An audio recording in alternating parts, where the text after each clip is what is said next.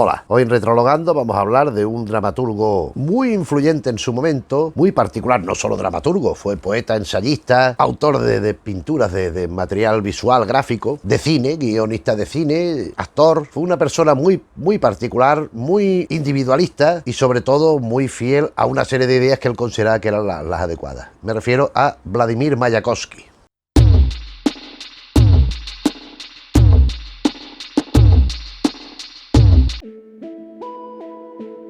Vladimir Mayakovsky nace en un pueblo de Georgia, en Bagdati, en 1893. Era hijo de un guardia forestal, entonces su padre murió y la familia se trasladó a Moscú, donde él empieza los estudios de pintura, en principio. Allí en Moscú pues empieza a tener contactos con dos elementos que fecundarán su obra y que serán esenciales para entender lo que es toda la producción de Mayakovsky. Por un lado, los comunistas, que entonces no eran comunistas, entonces todavía se denominaban Partido Obrero Socialdemócrata de Rusia.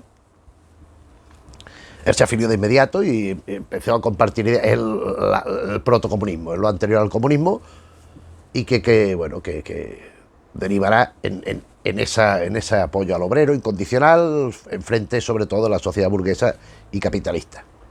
Esto por un lado. Y por otro, el contacto con los futuristas.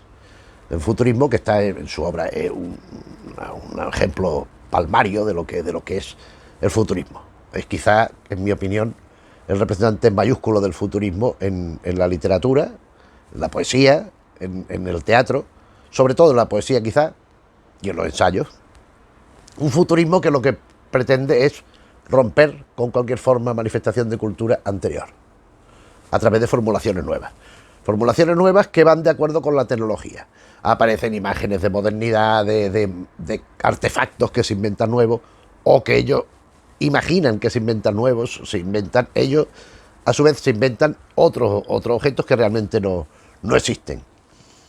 Es una forma de romper con lo anterior, en vinculación directa con el aspecto ideológico, fundamentalmente con la burguesía, con todos los aspectos de la burguesía, como clase social, como ideología y como forma de vida. Y por tanto, por extensión, como forma artística, sea de expresión, sea de transmisión, incluso de recepción.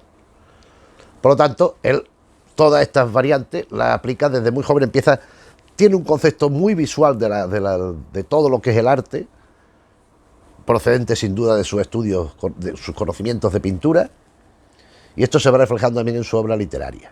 Su pertenencia a este partido socialista pues le significó persecución, multas, presidio, etcétera, hasta que hay el triunfo de la Revolución Rusa. Entonces, con el triunfo de la Revolución, la exaltación del obrero tal, pues él es de los principales que lo apoya, que aboga por ello, y que en cierta manera pues se ve recompensado en su posibilidad real de conectar con el público. Tanto es así que era un convencido absoluto del triunfo de la Revolución. Entonces él emprende una serie de viajes. En 1922, por ejemplo, va a Riga, a Berlín y a París, difundiendo la idea comunista, proponiendo el ideal de utopía comunista que, según él, acaba de triunfar en Rusia. 1925, otro viaje, por fin, que había pretendido hacerlo antes, pero se había encontrado con trabas, a Estados Unidos y a México, pero sobre todo a Estados Unidos, porque de hecho hay un libro que nos dejará sobre su experiencia americana, pero también va a México en 1925. Finalmente, sobre su vida, decir que en 1930 pues se suicidó disparándose un tiro en el corazón. No se sabe muy bien si por decepciones, por cuestiones de relaciones con los demás, o sobre todo por un excesivo individualismo que está presente en toda su obra. Él es un individuo que se mira mucho a sí mismo, que él no tanto, el individuo particular, el Vladimir Mayakovsky real, auténtico, honesto que hay, sino el Vladimir Mayakovsky que él querría ser. El Vladimir Mayakovsky que él se pone como ejemplo en sus poemas y en sus obras de teatro, en las iniciales. Vladimir Mayakovsky es el prototipo del poeta futurista, del pensador, del que reflexiona y propone alternativas a lo que hay, y eso es lo que él pretende ser. Entonces yo no sé si esa confrontación entre lo que él era de verdad y lo que él pretendía ser es lo que le lleva a esta muerte temprana, ¿no? 1930, como digo. Aquí está su obra, pues lo que yo tengo, claro, faltarán cosas, habrá más cosas, pero yo no conozco más cosas que esta, que donde, por un lado, pues vemos este futurismo, este acabar con la cultura que hemos dicho, y también otra cosa que es muy importante, que es la geografía de la revolución. El triunfo de la revolución, lo que significa, y lo que significaría el retroceso por revolucionario si se renuncia a los ideales defendidos en la revolución. Es decir, la exaltación revolucionaria, lógicamente, pues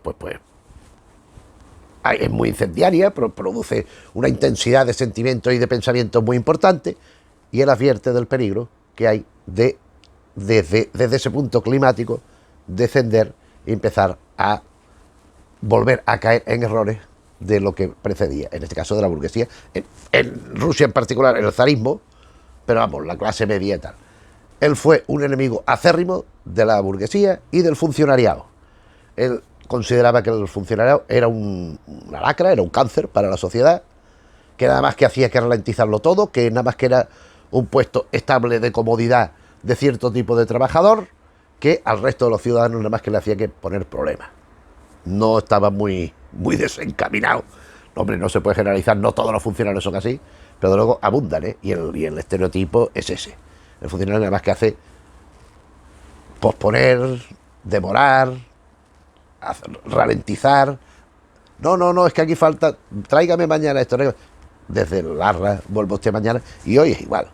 Hoy hay funcionarios muy apañados, y lo ha habido siempre, pero hay otros que... En fin, corramos un tupido velo sobre el tema. Sobre Mayakovsky, yo, por ejemplo, una biografía que también pues incluye aspectos de estudio de su obra, es de Víctor Sklodowsky, Mayakovsky. Este es un libro que está bastante bien, a mí me parece muy interesante. Y también en unos libros que no son excesivamente rigurosos, pero tienen una ventaja de que son como primera toma de contacto, están bastante bien sobre la biografía, también con pinceladas críticas, y sobre todo porque también incluye antologías de textos. Es estas ediciones de EPESA, grandes escritores contemporáneos, y este Vladimir Mayakovsky, hecho por José Ges, que aparte de este estudio, pues contiene idea estética de Mayakovsky, poesía, teatro, cinematógrafo, que ahora llegaremos, incluye una serie de poemas o de fragmentos, entre ellos La nube con pantalones, que es uno de los más importantes. Aquí de lo importante, bueno, viene, mira, vida de Mayakovsky, vamos a ver. Nacimiento de Mayakovsky, vida de Mayakovsky, pasión de Mayakovsky, ascensión de Mayakovsky, Mayakovsky en el cielo, el retorno de Mayakovsky, Mayakovsky en los siglos, final. Como vemos, Mayakovsky era para sí mismo lo que hemos dicho. Hay un fragmento de La Chinche y cinematógrafo, 2 guiones, creo que no íntegros, ¿Cómo está usted? Y Encadenada por el cine. Después aquí tenemos de poemas de Mayakovsky, publicado por Ediciones 29. Es una antología no completa, por supuesto, pero sí amplia, donde encontramos, por ejemplo, poemas completos, La flauta de las vértebras, 150 millones, que es uno de los poemas extensos más importantes, La extraordinaria aventura ocurrida a Vladimir Mayakovsky en verano en el campo, amo es un amo de yo amo, no de dueño, de amar, del verbo amar. Por lo general es así de niños, donde el amor es uno de los estímulos y de las herramientas fundamentales para vencer a la burguesía, al acomodamiento y a todas esas cosas. Después aquí tenemos La balada de la cárcel de Reading, Proletarios sofocan la guerra en la cuna, que también es otro poema más o menos largo, Vladimir Ilich Lenin, fragmentos, pero después ahora veremos otro libro donde viene completo. Después aquí tenemos Que está bien, que está mal, que es un libro de poemas, bueno, pues que está en esta edición infantil de Hyperion. Bueno, pues nada de particular, con unos dibujos, más o menos en la línea de lo que podía ser el propio Mayakovsky. Y vamos con este libro que a mí me parece fundamental, de Elsa Triolet, que fue una amiga desde la infancia de Mayakovsky, que lo conoció a lo largo de toda su vida. Siempre tuvo relaciones con él de amistad, de conocimiento. Elsa Triolet, recuerdos sobre Mayakovsky y una selección de poemas. Esto es una serie de manifestaciones en torno al personaje, en mi opinión, muy certeras, muy honestas y muy, ¿cómo decirlo? No solo sinceras y auténticas, sino también muy íntimas, muy reales, porque no vienen de la introspección, sino que vienen de la conversación y de la convivencia habitual. Y entre los poemas, aquí tenemos Escuchad, La nube en pantalones, La flauta vertebral, 150 millones, Sergei Esenin. Después aquí está otro que es bastante largo, Vladimir Ilich Lenin, completo. que ocupa casi 40 páginas. Mi mejor verso, despedida, tal. Aquí vienen otra serie de poemas muy importantes, pero la poesía no nos vamos a detener, como tampoco los ensayos, que teníamos Poesía y Revolución, escrito por esto, son una serie de artículos al gusto del público. Esto fue una cosa muy conocida, esto hubo incluso un colectivo, bofetada al gusto del público. Dos Chejov, Una gota de hiel, A quien muerde nuestro trabajo verbal, Cómo hacer los versos, Los obreros y los campesinos nos comprenden, parecería claro. Esto, 20 años de trabajo, es el último que viene. Esto también tiene que ver con su forma expresiva, porque estamos hablando de un autor futurista, pero que no duda en recurrir a registros lingüísticos básicos, para que el público, cualquier tipo de público, lo pueda entender, sea asequible su obra a cualquiera. De hecho, en el teatro, pues encontramos que conviven momentos absolutamente, no sé cómo decirlo, prosaicos, junto con otros épicos. O sea, él busca, y el misterio bufo, sobre todo, es una demostración de ello desde el título. Él busca el maridaje entre lo más humilde, lo más sencillo, pero junto con lo elevado. Es decir, por ser capaz de transmitir, para llegar a todo tipo de público, no hay por qué renunciar a las ideas que subyacen en lo más inspirado, en lo más sublime. Y esto es lo que él trata de hacer en su teatro, sobre todo, también en su poesía, pero sobre su teatro, que es lo que dedicaremos la segunda parte de este vídeo. Bien, siguiendo la línea de ensayo sobre teatro, este libro es una del Instituto de Teatro de Barcelona. Vamos a ver algunos de los artículos que trae aquí. Sobre teatro, cine, futurismo, la destrucción del teatro por el cinema como señal del renacimiento del arte teatral. Dos Chejos, carta abierta a los obreros. Hay carta, intervenciones en público que están aquí pues incorporadas. El inspector en el Teatro Meyerhold, sobre la Chinche, que es una de sus obras más conocidas, si no la más conocida. Pues sí que trae esto aquí. Trae un montón de artículos, no me acordaba que traía tanto. Algunos muy breves. La Casa de los Baños, el baño, que también es la otra obra más conocida. También vienen 3 artículos, 4, porque después viene una intervención en un debate. O sea, son materiales recogidos del sobre teatro específicamente. Sobre cine tenemos 2. Mayakovsky, el cine, edición a cargo de Ángel Fernández Santos, donde tenemos un estudio sobre el cine de Mayakovsky y 2 guiones, El corazón del cine y Cómo está usted, que son los mismos que vimos en el otro. Y Mayakovsky, escrito sobre cine, donde siempre el cine como algo revolucionario, claro, como una herramienta de lucha, igual que el teatro, igual que la poesía. O sea, una herramienta de hacer triunfar a la revolución, una vez que ha triunfado, mantener la revolución, y una vez que se ha mantenido la revolución, no perder esa esencia que implica la revolución.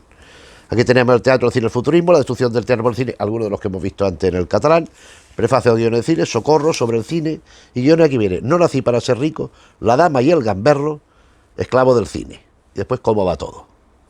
En fin, este es sobre cine. Aquí tengo Vladimir Mayakovsky América, que es sobre su experiencia en Estados Unidos, en el viaje que hizo en Estados Unidos, pues propagando la idea comunista.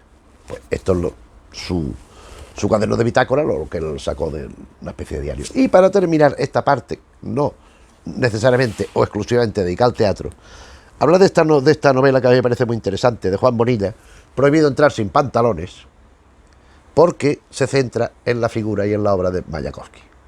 O sea, aquí el protagonista es el propio Mayakovsky. Esto es una novela, pues vamos a ver, esto es una novela actual, o sea, esto es una novela del 2013, y está, pues nos comenta pues, momentos en los que escribe o que publica una cosa, cuando estrena una obra y cuestiones que le van sucediendo, vinculadas siempre con su obra. Y me parece que además está muy bien escrita esta novela de Juan Bonilla. Y vamos a centrarnos en el teatro.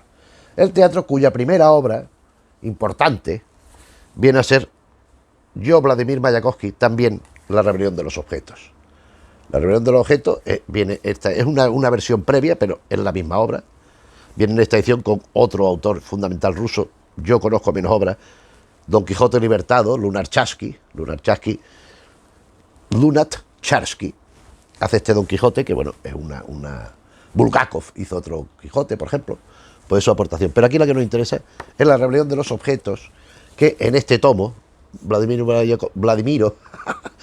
Mayakovsky, obra escogida, tomo 3, teatro, cine y circo, al final incluye pues esto, que es Vladimiro Mayakovsky, tragedia en 2 actos, un prólogo y un epílogo, escrita y estrenada en el año 1913.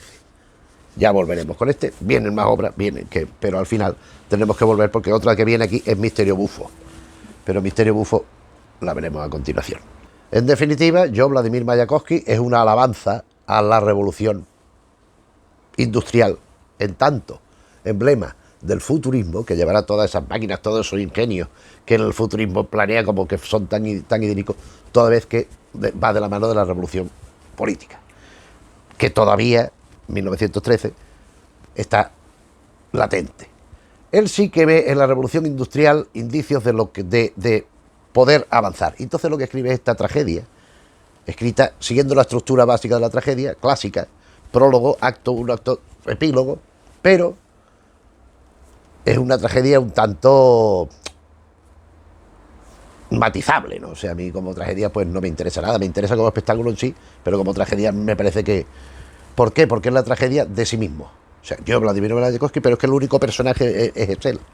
O sea, a lo largo de la obra, vamos a coger esta misma que hemos cogido antes, esta editorial Platina, en la primera obra, se suceden larguísimos monólogos del personaje del propio Mayakovsky. O sea, aquí lo que vemos es, por un lado, la figura de Mayakovsky que va soltando su soliloquio, su historia, es una obra pues casi no es un monólogo porque hay otros elementos, pero es que muchos de esos elementos son símbolos de ideas del propio Mayakovsky sobre sí mismo.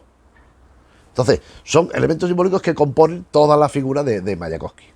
Entonces hay monólogos, otros monólogos, y cuando conversan, pues son personajes un poco, pues eso que digo, no son personajes, están esencializados. Viene a ocupar este trocito, bueno, y el epílogo, que lo tenemos aquí, que es una página, pero vamos, no es... Entonces él va, pues eso, pues largando su historia para que el receptor se haga una idea de lo que él considera que cómo va toda esta cuestión. Ya digo, esta alabanza, esta glorificación de la revolución industrial como elemento de acceso al futuro.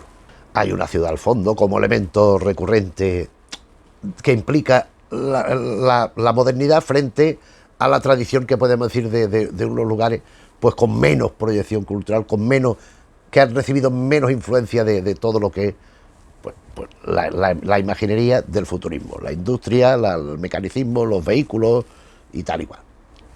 El cine. Entonces ya digo, pues esto es yo, Vladimir Mayakovsky, o la rebelión de los objetos. Pasamos a la segunda, que es Misterio Bufo, que está también en el libro de Platina, pero Misterio Bufo, de Cuadernos para el Diálogo, donde desde el título ya combina eso que dijimos antes, de lo elevado y lo asequible a todo el mundo, lo sencillo. El misterio, pues, alude a lo sublime, a lo que excede de la comprensión normal, mientras que lo bufo atañe a lo divertido, a lo risible, a lo hilarante, a lo que hace gracia.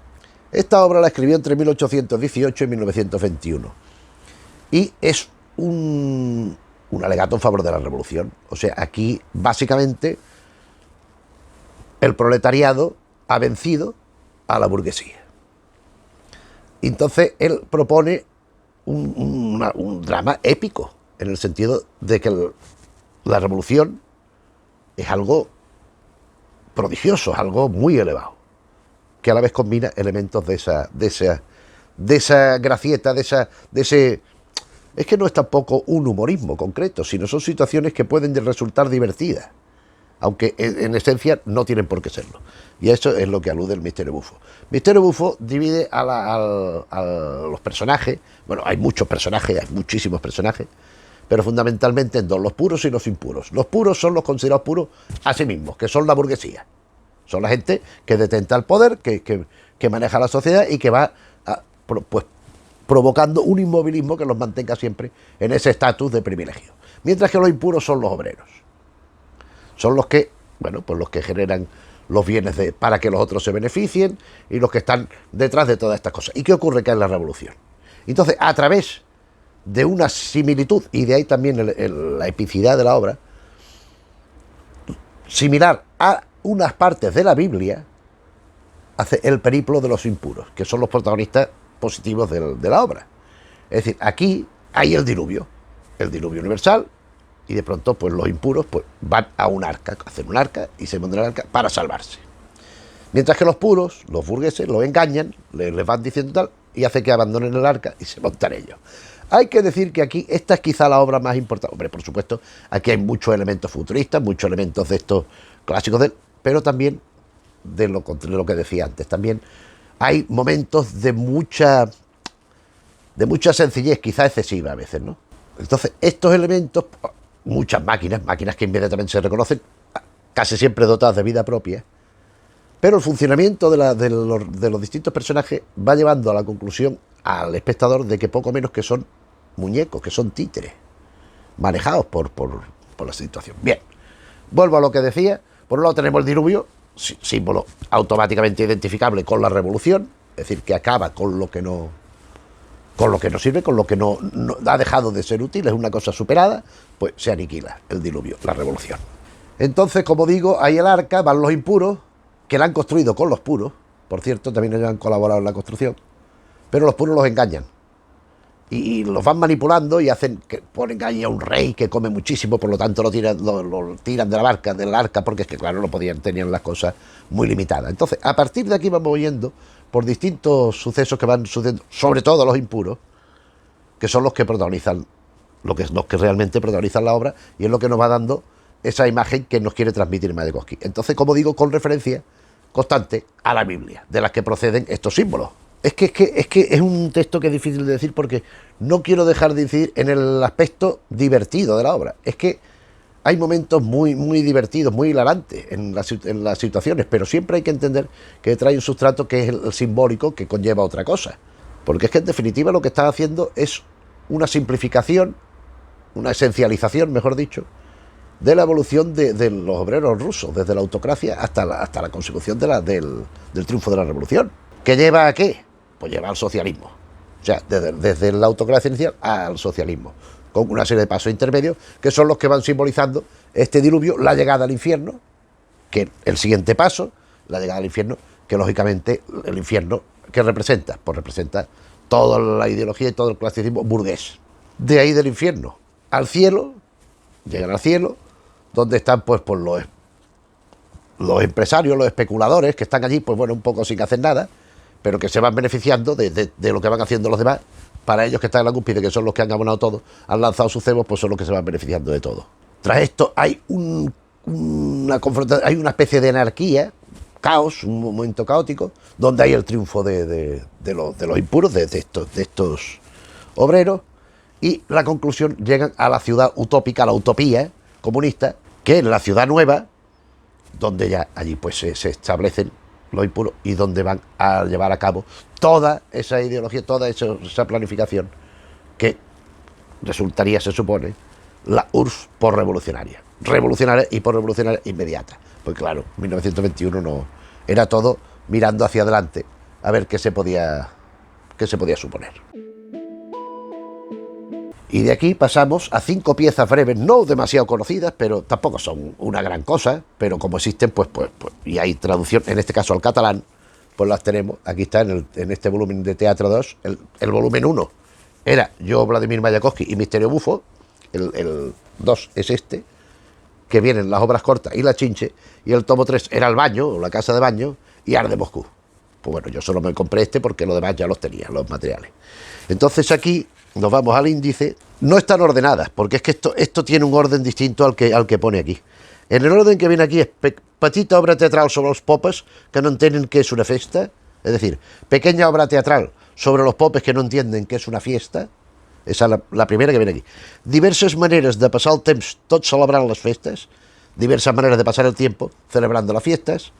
La tercera, el campionat de la lluita mundial de classes, el campeonato de lucha mundial de clase. La empresa de ahí, la empresa de ayer y qué diría sí, punto suspensivo. Bueno, pues, pequeña obra teatral sobre los popes que no entienden que es una fiesta, diversas maneras de pasar el tiempo celebrando las fiestas. Y la última, qué diría sí, son una especie de trilogía. Estas 3 obras están escritas todas entre 1920 y 1921, las 5, pero estas 3 que acabo de decir, la pequeña obra teatral de los popes, la del pasar el tiempo celebrando la fiesta, y qué diría sí, son 3 obras que se representaron como espectáculo único, como espectáculo completo, con ocasión de la celebración del 1 de mayo, de la celebración del Día del Trabajador. En 1920, pues se establece el 1 de mayo en Rusia. En 1920 en Rusia se establece como el Día del Trabajador para exaltación de este. Y Mayakovsky contribuye con estas 3 obras que hemos dicho. 3 obras donde el trabajador es una persona muy sensible, es una persona que incluso trabaja los días libres que no tiene que trabajar para reparar cosas, para limpiar la ciudad o para generar producción, para enviarla a los lugares donde lo necesitan, donde tienen hambre, donde lo pasan mal. Un trabajador que tiene miras de futuro, que comprende perfectamente todo el contexto de lo que le rodea, enfrentado a la burguesía y a la religión. O sea, enfrentado a lo que representa la tradición. Los popes pues son los más tradicionales, los curas, los religiosos, los sacerdotes de allí de Rusia. Y es uno de los elementos a los que, en cierta manera, atacan estas 3 obras. De suerte que diría así, es la primera de las 3. Y después vienen las otras 2. Después viene el Campeonato de la Lucha Mundial de Clase. Esto es algo que ya había hecho en alguna otra ocasión y que en cine volverá a hacerlo también. Esto es un ejercicio, una obra que él escribió corta, que él escribió para un clown determinado, porque es una lucha de clowns. Es decir, aquí hay un ring, hay unos contendientes que se enfrentan en clave de clown y un árbitro que es el protagonista. Y el árbitro era el clown Vladimir Lazarenko. Vladimir Lazarenko es el que coescribió la obra con él, con Mayakovsky, el que interpretaba al árbitro. Entonces resulta que aquí encontramos, por un lado, el presidente de los Estados Unidos como un ogro. Después están los franceses, están los ingleses también, primer ministro inglés, el presidente francés. Después hay otros que son los que dentro de Rusia van socavando, los zaristas. Hay un menchevique, que es una especie de que nada 2 aguas, uno que va entre unos y otros. Entonces el norteamericano, el inglés, el francés tal, pretenden iniciar una guerra de intervención sobre Rusia. Los trabajadores, los 3 rusos, se oponen y después hay las trabas, pero todo es un divertimento circense que, por cierto, procede de un poema que hemos hablado antes, que es los 150 millones. 150 millones, la idea del poema y de la obra viene en la coincidencia. Y esta obra, que es el Campeonato de Lucha Mundial de Clases, lucha de clase y el Campeonato de Lucha Mundial, pues es el mismo contenido, muy parecido, muy similar al de 150 millones, el poema que señalamos antes, un poema extenso. Y la última obra corta es La empresa de ayer, que no es más que, vamos a ver, esto está escrita pues con la mente puesta en la hambruna que hubo en Rusia en 1921. Entonces lo que él propone es eso, que unos trabajadores en su rato, que no tienen que estar produciendo por trabajo, lo dedican a generar también producción, por un lado, para mejorar la economía, pero sobre todo para ayudar a estos que están padeciendo la hambruna y que lo necesitan. Sobre todo se refiere al trabajo agrícola, a cosecha, al campo y tal igual. Pero bueno, es lo primario, que es lo que él tenía, que el público al que él tenía que dirigirse. Y vamos con la primera de las 2 obras fundamentales. Hay otra posterior también. Las que hemos visto, sobre todo Misterio Bufo, son importantes, pero bueno. La Chinche. Aquí tengo una edición, esto es de edición Los Angeles, de Buenos Aires, La Chinche. En este tomo de Teatro 2, después de las 5 obras breves, también viene La Chinche, en catalán. Y aquí tenemos una edición en EDAF, La Chinche y El Baño. Las 2 obras que vamos a referirnos ahora, que son las fundamentales de Mayakovsky, en mi opinión. Son las 2 más importantes, las 2 más destacadas. La Chinche, escrita entre 1928 y 29, nos plantea la historia de un personaje. Vamos a ver el nombre, vamos a buscar.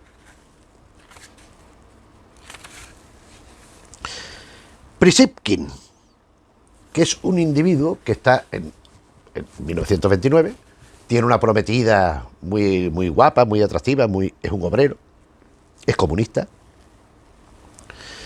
y está pues enamorado de una chica.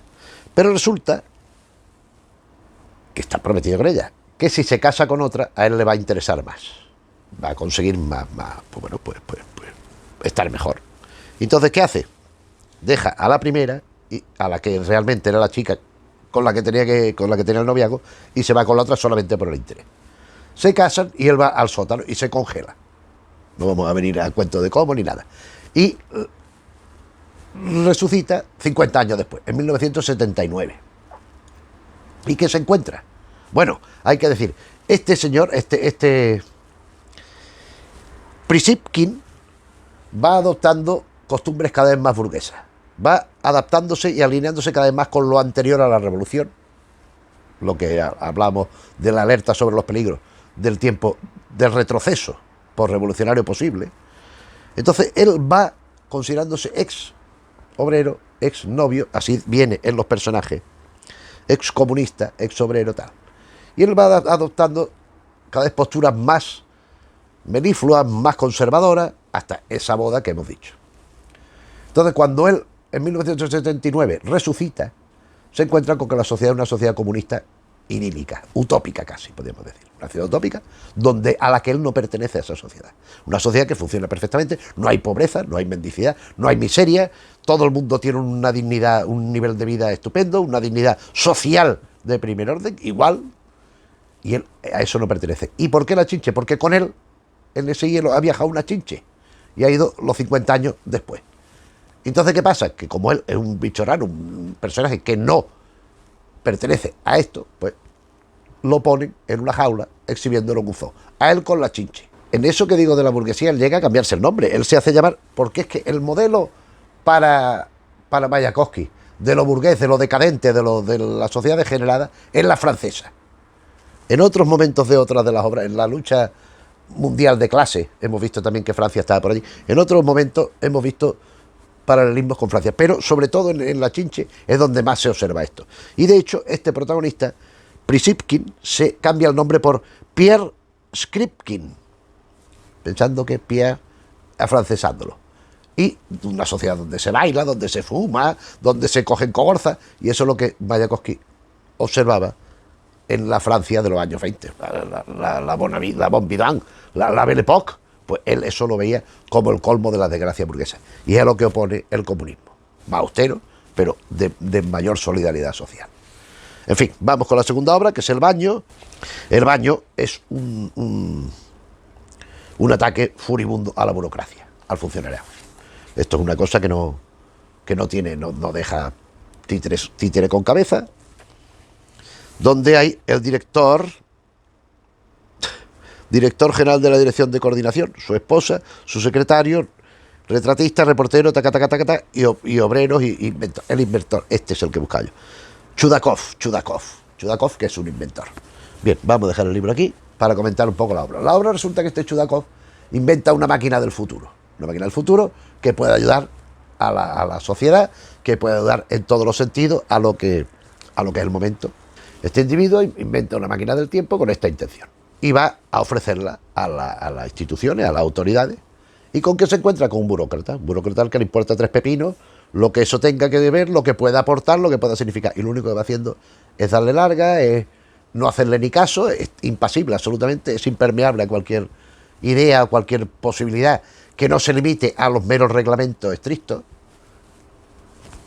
O sea, claro, él lo pone un poco quizás exagerado, pero no está inventando nada, él no está inventando la rueda, ni está haciendo ficción.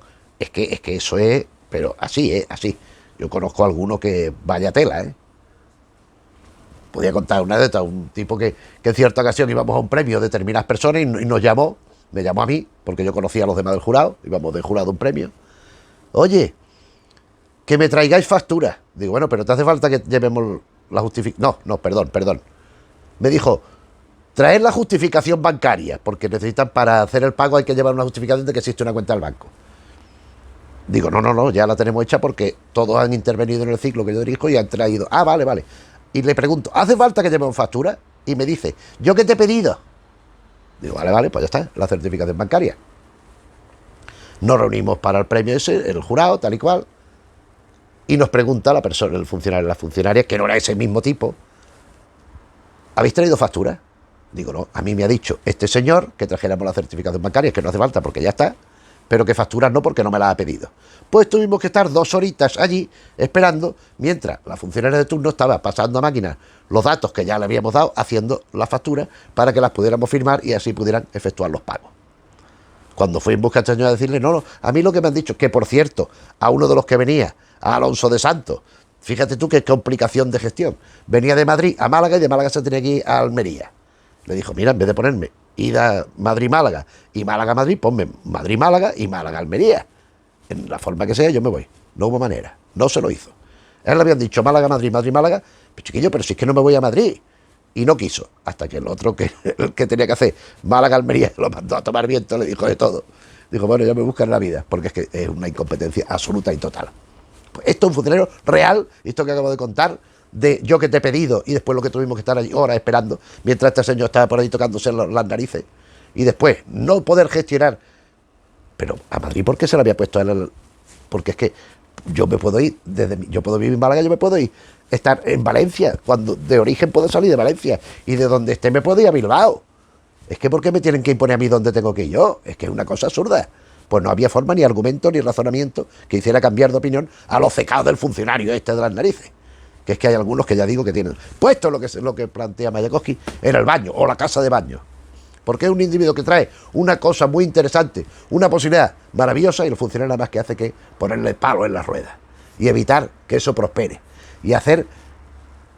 ¿Por qué? Por mor de su trabajo, parece que su eficiencia se calibrara en función de lo que es capaz de demorar a los usuarios, cuando un funcionario lo primero que tiene que hacer es, de acuerdo con el nombre de su puesto laboral, es funcionar y hacer que funcione lo demás. Y parece ser que para que funcione hay que hacerlo al revés, haciendo que vaya todo más despacio y todo más lento y todo peor. Bien, ¿qué ocurre? Que este inventor consigue con su máquina del futuro traer a la mujer del futuro, que es la mujer fosforescente, que es una mujer del año 2030. Estamos hablando de la época de Mayakovsky, 1929, pues ha pasado un siglo. Y esta mujer del 2030 es el prototipo de la mujer ideal de comunista. Y procede de una sociedad utópica regida por la ideología comunista, en la trama de la obra. Y tiene potestad para llevarse con ella si encuentra algún individuo que contenga alguna virtud. Por supuesto, los funcionarios, ninguno. Porque claro, tienen que ir a la máquina del tiempo esta con ella, con la mujer fosforescente, para irse. Y entonces cuando están yendo a la máquina para ir a este sitio tan maravilloso, a este tiempo paradisíaco, la mujer fosforescente, no, tú no, al funcionario el otro, lo echa y fuera por ahí. Eso viene a ser el baño, la casa de baño. Y para concluir, muy brevemente, volvemos a este tomo de Platina, Teatro, Cine, Circo, porque Moscú arde o 1905, pantomima acuática en dos partes. Bueno, añadir que aquí viene de cine, el corazón del cine, el ideal y la colcha, cómo está, libreto, escenario, selección de notas y estenogramas sobre teatro y cine. También viene una serie de materiales pues teóricos como algunos de los que vimos al principio, sobre el baño, quién lava, tal. Pero aquí lo que nos interesa más, Moscú arde o 1905, son 20 páginas lo que ocupa, y esto realmente es una conmemoración de la Revolución de 1905 a través de los factos magníficos de todos los elementos sensoriales que componen una representación circense. Los colores, las luces, los fuegos artificiales, los momentos de acción grandiosa, de impresión. Pues eso es lo que compone Arde Moscú, o Moscú arde, porque es que realmente no tiene un argumento para contar, no hay un argumento lineal, no hay una fábula con trama al uso, no, es una cosa que es distinta. Esta obra pues cuenta mucho con momentos graciosos de los payasos, de la acrobacia, porque es que es un espectáculo de circo en sí mismo. No tiene un gran valor, podríamos decir, literario ni textual, pero bueno, es una propuesta espectacular, compuesta, ya digo, de fuegos artificiales, de los juegos de luces, de marchas. Es que yo no me acuerdo si, vamos a ver, si viene aquí un elenco de personajes, porque es que los personajes son unos cuantos, ¿eh? Son como los... Es que además es gracioso porque está en plural, ¿no? Entonces, los pantalones de ese... Los perros en el baile. La Constitución de cartón. Son elementos simbólicos que representan ese enaltecimiento de la Revolución de 1905 que ya que hemos dicho. La bomba rellena. 300.000 dejan el trabajo. Estos son personajes. Dice que son 500 para representar esto, algo por el estilo. La policía en el trapecio, los cadetes y los divanes, las barricadas, el regimiento de Simionov, el asalto de las fábricas, los estampidos tardíos. Son personajes y escenas, claro, estos que van combinando la pirámide de las clases, vuestra es la culpa. No hay que tomar las armas. Rían camaradas del circo. Alexandro Kerensky domesticado. Vice Napoleón, el águila sin cabeza. No pierda fuerza, compadre. El agua que lava, la cascada inverosímil. Pues todo esto, hay pregones, hay payasos, hay pues toda esta gente que van pasando por aquí, que van soltando monólogos, popes, obreros, y bueno, pues van componiendo también, aparte de todo esto que hemos dicho, una especie de marchas triunfales que van pasando por el escenario, por el escenario o por la pista de circo, que es el lugar idóneo para representar esta, la última obra de Mayakovsky que hemos traído hoy al canal. Y nada más, este ha sido pues, el resumen que os propongo. Si conocéis la obra, espero que más o menos estemos de acuerdo, que coincidáis con, si no con todas, con la mayoría de las cosas que he ido diciendo, porque claro, todo es opinable. Estos son también, aquí hay mucho de lo que es mi opinión. Yo he visto representadas dos, yo he visto representada la Chinche y la Chinche, la he visto más de una vez. Y el baño lo he visto una vez. A mí el baño quizás es la que más me gusta y la que estoy más de acuerdo, a pesar de todas esas cosas de futurismo y de la utopía insospechadas, pero bueno, pero en cualquier caso, a mí una obra que incluso representada a muchos juegos, tiene momentos muy divertidos y que el mensaje queda en la mente del receptor pues de forma evidente y grabada. Pero en fin, a lo que decía, esta es la obra de Mayakovsky, la obra teatral es esta que hemos enseñado. Puede ser que haya algún otro texto que se haya recuperado después que yo desconozco, creo que no, pero sin duda sí habrá más ediciones de, pues yo que sé, de la poesía completa o de más ensayo. Yo lo que tengo es esto y esto es lo que os he mostrado aquí. Y esto es lo que hemos venido a hacer. Si el vídeo te ha parecido bien, te ha parecido medianamente interesante, le puedes dar al me gusta. Si te interesan, pues, los temas de teatro que hablamos, los de cómics, de series de televisión, de narrativa de género, de películas, de cine, pues te puedes suscribir, que no hacen falta los suscriptores por el funcionamiento de YouTube. Si conoces más gente que se puede interesar, que le puedan gustar estas cosas, todas o algunas, te agradeceremos que le informes de que existimos como canal. Y nada más, nos vemos en otro vídeo. Un saludo, amigos.